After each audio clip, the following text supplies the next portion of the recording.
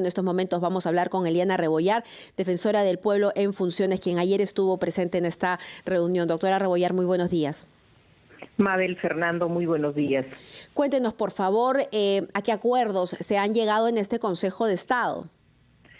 Sí, ha sido un Consejo de Estado muy largo. Nos han dado información de la situación en la que estaría el país, de cómo las movilizaciones se han ido incrementando hacia hechos de violencia elevados que podrían tener una repercusión a nivel nacional. En ese sentido, todos los poderes, los organismos constitucionalmente autónomos, hemos respaldado que se pueda restablecer inmediatamente el orden público dentro de los parámetros que exige el Estado constitucional y democrático de derecho. Un asunto en el cual la Defensoría del Pueblo ha insistido es que sea con el irrestricto respeto por los derechos fundamentales de las personas. Somos una institución que defiende derechos y hemos pedido que eso sea así, y en nuestro marco de supervisión lo vamos a hacer. En segundo lugar, hemos acordado rechazar todos los actos de violencia, reconociendo que hay un derecho a la protesta pacífica, y cómo esto ha afectado la vida hasta el momento de 6 personas en el país, y innumerables heridos civiles y policías. Pero también nos hemos preocupado por exhortar a la ciudadanía para que utilicen los canales democráticos y procesos de diálogo que se ha comprometido la Presidenta de la República para liderarlos y convocarlos. Y también en este diálogo, que no solamente debe ser entre instituciones, que la sociedad civil haga un diálogo político que sea permanente con las autoridades en los espacios que se instituyan con ese objeto. Creo que las personas tienen derecho a protestar, a disentir, a reclamar, pero también a sentarse a decir cuáles son las demandas que tienen. Por supuesto, hemos lamentado la pérdida de estas vidas colectivamente, y se ha declarado en sesión permanente el Consejo de Estado. El día de hoy, Mabel, luego de oír los reportes que tenemos, todavía las vías nacionales están bloqueadas. Un tema que la Defensoría del Pueblo ha puesto en el Consejo de Estado era la necesaria ayuda humanitaria en los puntos que están bloqueados en el país. Hemos estado en el Chao haciendo un corredor humanitario para personas que han sido intervenidas quirúrgicamente, mujeres, niños, adultos mayores, y hemos demandado que haya ayuda humanitaria en víveres, en alimentos, en desplazamiento. Hoy, después de oír a la persona que dramáticamente daba una señal en RPP de necesitar viajar para poder participar en el sepelio de su padre y otros temas que deben tener ese cariz humanitario, acabo de conversar con el Premier y pedirle que esta emergencia declarada en las vías nacionales vaya a darse y que finalmente las personas puedan llegar a su destino. Están sin comer en muchos puntos del Perú desde el día domingo, y en una desesperación porque también hay actos vandálicos que se están cometiendo en esa zona. De acuerdo, señora Rebollar, buenos días. Muchas gracias por lo que nos ha explicado. Yo le ruego que nos acompañe un instante durante una pausa, después de la cual quisiera que nos diga qué les informó el ministro del Interior sobre los autores y los responsables de los actos violentos y delincuenciales, porque que haya protesta es algo que sucede en toda democracia, pero que se quemen instituciones públicas, que se bloqueen carreteras, que se quiera tomar control sobre la infraestructura de Camisea, es algo sumamente grave que hace mucho daño a nuestro país. Por eso quisiera saber si se han hecho capturas importantes que nos permitan saber el nombre exacto de las personas que deben ser responsabilidades, porque si no, se abre la puerta a informaciones difusas e inexactas sobre qué es lo que está pasando. Nos lo contestará, por favor, después de una breve pausa. 22 estamos conversando con la defensora del pueblo encargada, la doctora Eliana Rebollar, que ayer, a título de la presidencia de su institución, participó en un Consejo de Estado ampliado con la presencia de jefes militares. Yo quería preguntarle, señora Rebollar, si el ministro del Interior ha informado si hay detenidos, porque se está especulando demasiado sobre quiénes son los actores, quiénes son los asusadores de estos movimientos violentos. Pero necesitamos detenidos para saber quiénes son los que han conducido a gentes a poner fuego, a controlar instituciones y a destruir propiedad pública y privada. Y hasta el momento no hemos visto a nadie detenido al cual se le pueda hacer imputaciones directas sobre una responsabilidad penal sobre la violencia.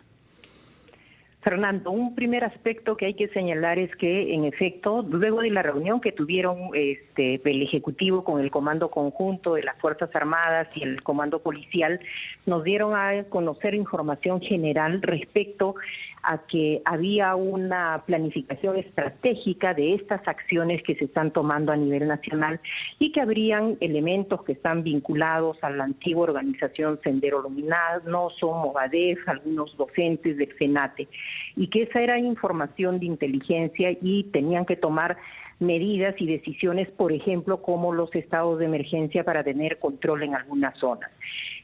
A renglón seguido, la pregunta que nosotros hacíamos y que ya la Defensoría se la formulaba, porque ya no era una movilización pacífica de reclamos, sino veíamos que habían otros elementos, y esa era la pregunta. Entonces, a la fecha no hay personas que hayan sido identificadas por estos hechos, y ese ha sido el pedido que hemos formulado las instituciones, inclusive la fiscal de la Nación ofreció hacer una calificación correcta, porque, por ejemplo, en Lima Metropolitana nosotros hemos visto detenidos por delito contra la tranquilidad, han conferenciado con sus abogados, han tenido las garantías del debido proceso, pero ¿dónde está la acción, por ejemplo, frente a la toma del aeropuerto de Arequipa, las instalaciones estratégicas como establecimientos gasíferos? Entonces, sí, nosotros hemos demandado que haya una identificación precisamente para separar quiénes están al margen de la ley y que tienen que responder a la justicia, y que las personas que hacen una protesta legítima puedan conocer que inclusive se están poniendo en riesgo al seguir a estas personas. Hasta el momento todavía no tenemos esa identificación. Señor, cosa que es importante. Señora Rebollar, pero además de ello, además de declarar en emergencia las vías nacionales y algunas provincias en nuestro país, además de presentar un proyecto de ley ante el Congreso de la República, ¿cuáles son las acciones claras y concretas que se están tomando ya para poder detener esta escalada de violencia?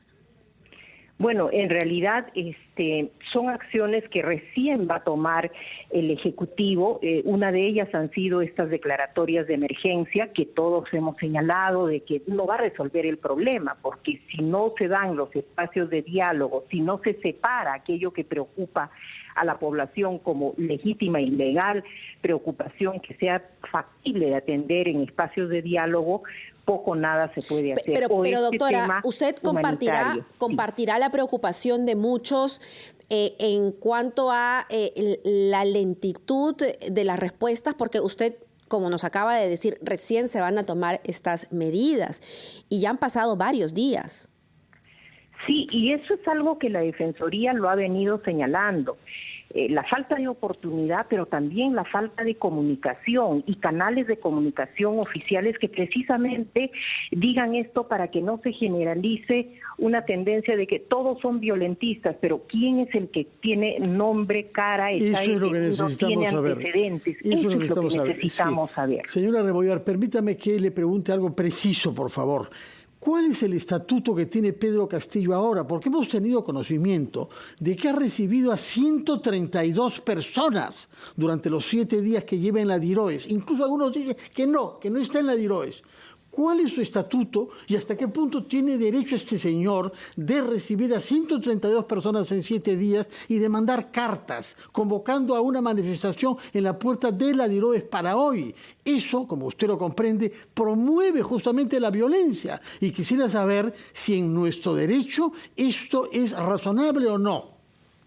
La Defensoría del Pueblo el lunes ha ido a hacer una visita y efectivamente hemos constatado que desde su detención y hasta las 12 del día lunes, 12 de diciembre, había recibido 139 personas, entre congresistas de la República, amigos, familiares, personas que le llevan efectos personales, comida, en fin. Embajadores extranjeros también, no se olvide de ese detalle con el mexicano. Así es. Y todas estas personas han entrado, han conferenciado con él, incluso se han tomado fotografías y dentro del marco legal peruano eso no está permitido. Él es un detenido, las personas podrían ir, Claro, los congresistas de la República con el tema de la fiscalización entran, pero también hemos visto que hay llamamientos que están haciendo. Lo que ha señalado ayer la presidenta de la República es que ha pedido al Ministerio del Interior que tome acción. Él está detenido y sí está en la Diroes, no está en el penal de Barbadillo, que es una instalación que está al costado.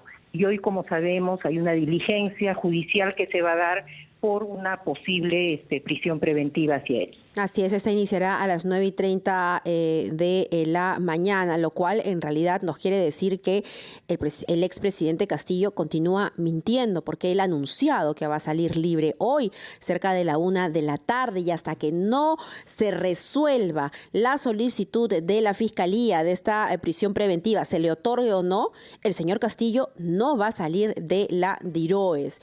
Señora Rebollar, muchísimas gracias y estamos en contacto en cualquier momento. En todo caso, la comprometemos para esta comunicación que es tan importante para todos los ciudadanos. Muchísimas gracias. Gracias a ustedes. Buenos días. Buenos días. 8:29, escuchamos los titulares y regresamos.